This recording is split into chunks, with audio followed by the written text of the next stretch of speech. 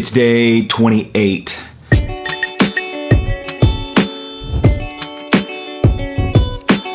And I'm having a strawberry banana this morning. I think you saw, if you watched yesterday, if you didn't watch yesterday's, because I called Naked Juice and I asked about sugar added. Here's what I found out about that. It does have 44 grams of sugar in this bottle. It's fructose. It's sugar that occurs in fruit. Fruit has a lot of sugar in it. That's why it tastes so sweet. They don't add sugar. There's no refined sugar. There's no stevia added. There's no sweeteners of any kind, even made of natural substances. The sweetness comes from the fruit. They formulate it so it will be sweet, so it will taste good. That's the way they formulate it. They happen to puree a lot of these foods. So this has strawberry in it, bananas. You can't juice a strawberry. You can only blend it up. You can't juice a banana. You can only blend it up. So they mix it with apple juice and orange juice to make this. The apple juice and orange juice don't have as much pulp in it.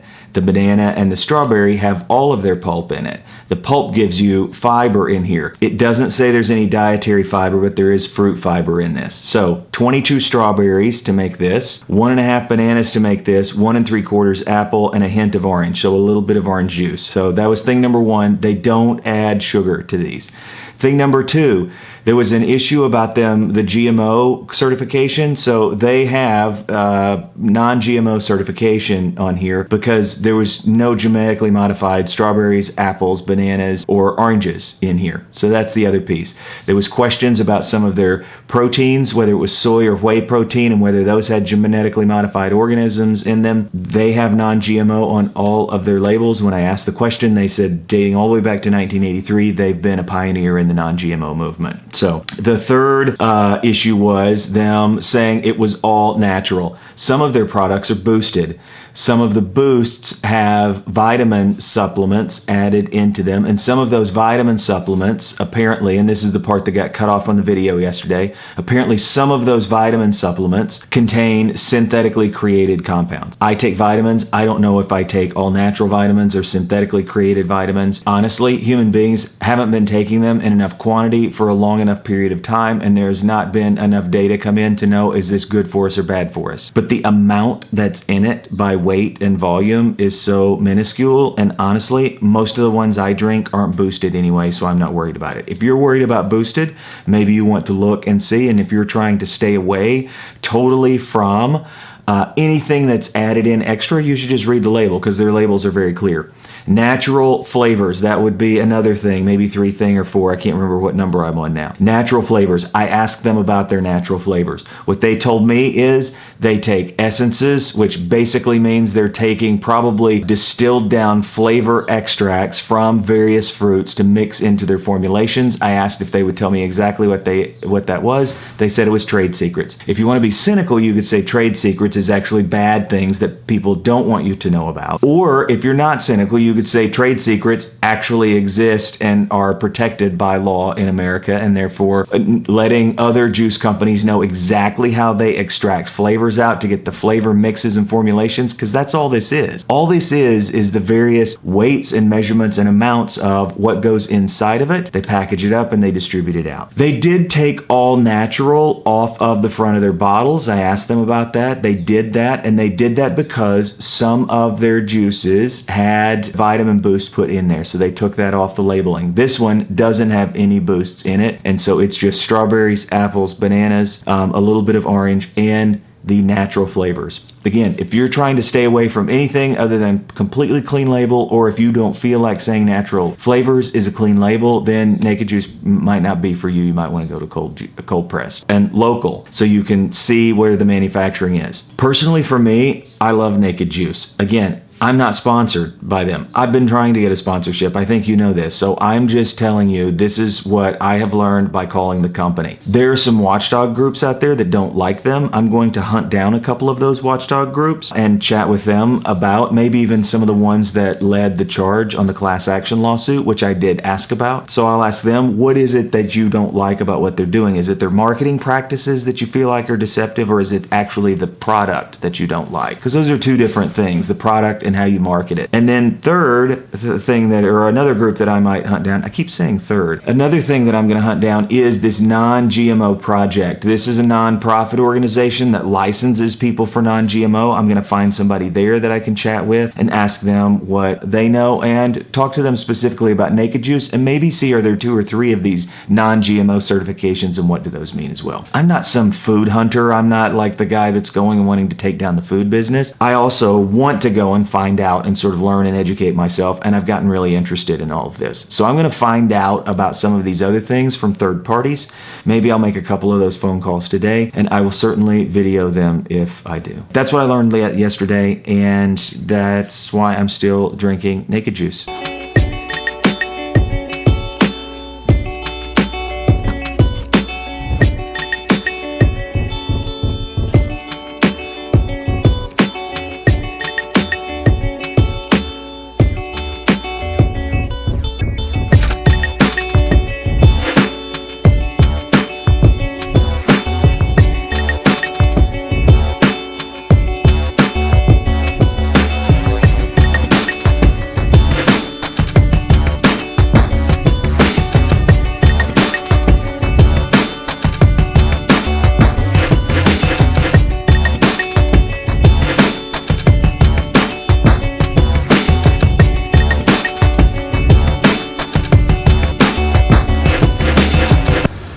This morning I am foregoing my usual at Onyx, and instead I'm headed here. This morning I'm at Press Room, not at Onyx, and I'm meeting with a guy named Rick to talk to him about his business accelerator to see if we'd be a good fit for it. This is a big meeting for us.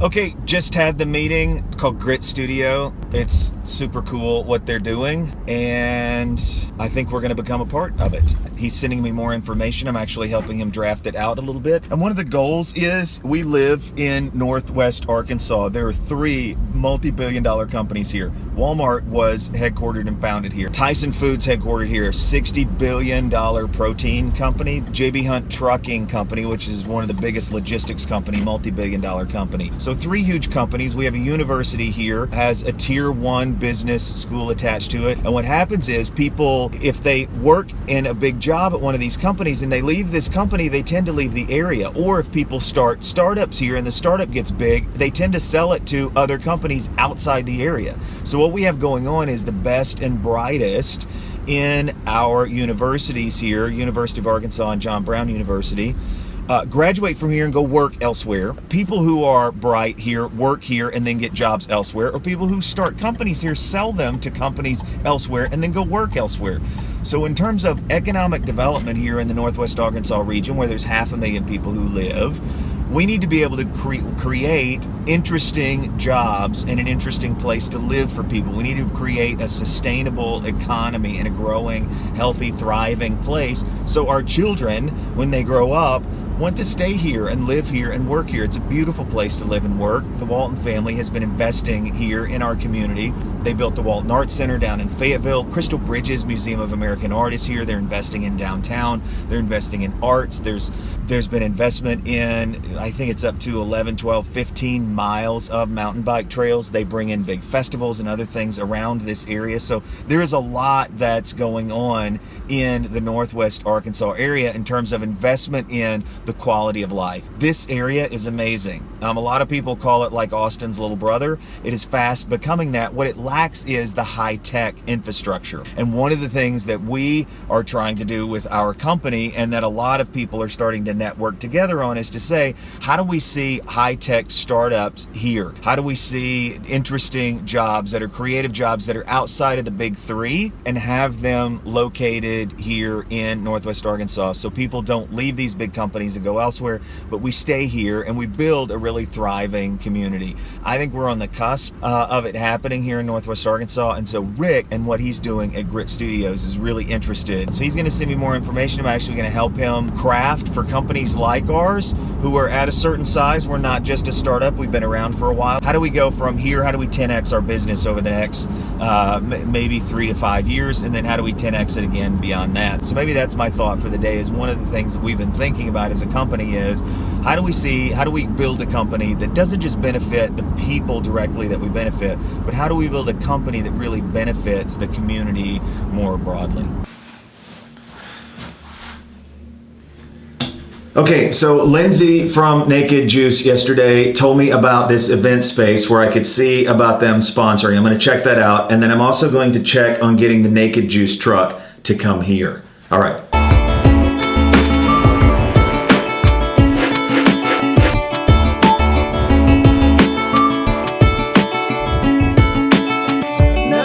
I have no idea if they'll do this or not. It's a long shot. They're actually not coming to our area at all.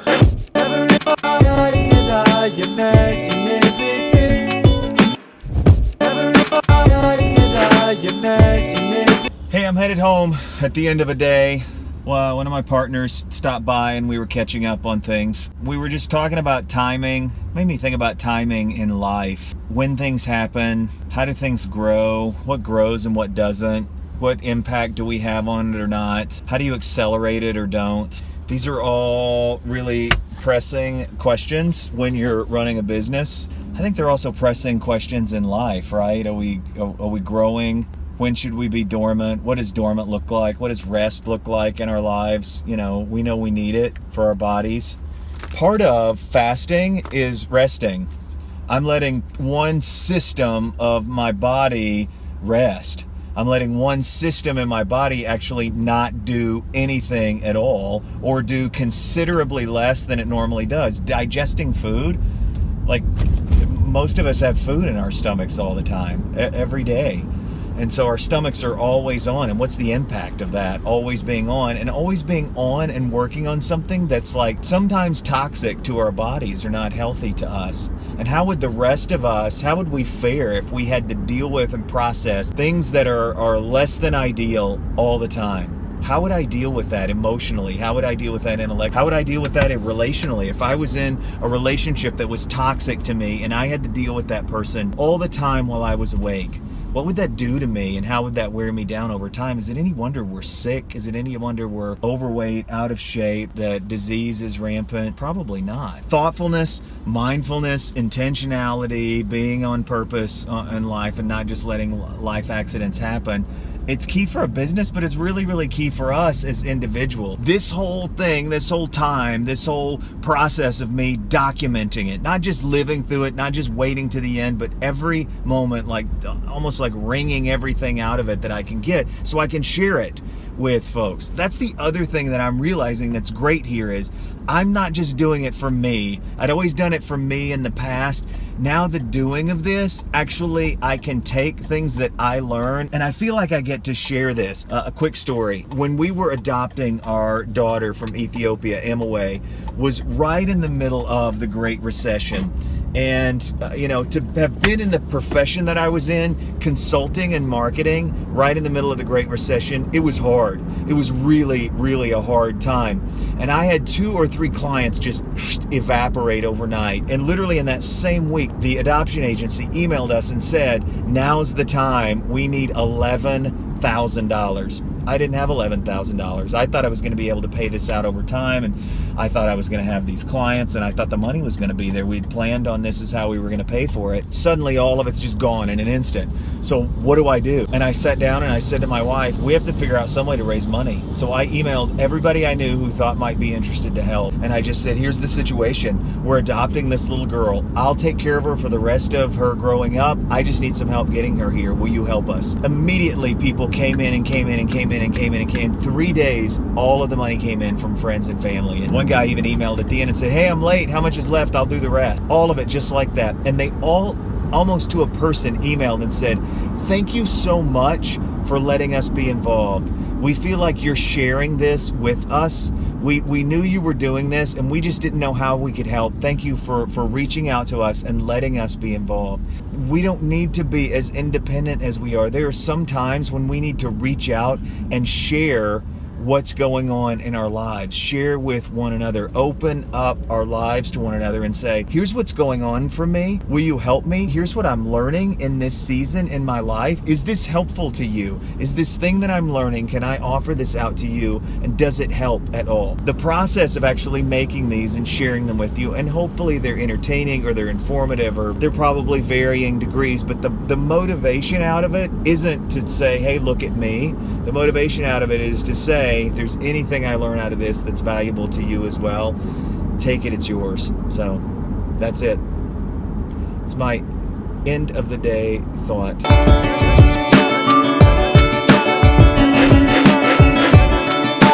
Hey, if you're watching this and you didn't see day 1 to 6, I actually never made a video. I didn't start until day 7, but I made a day 1 to 6 video today.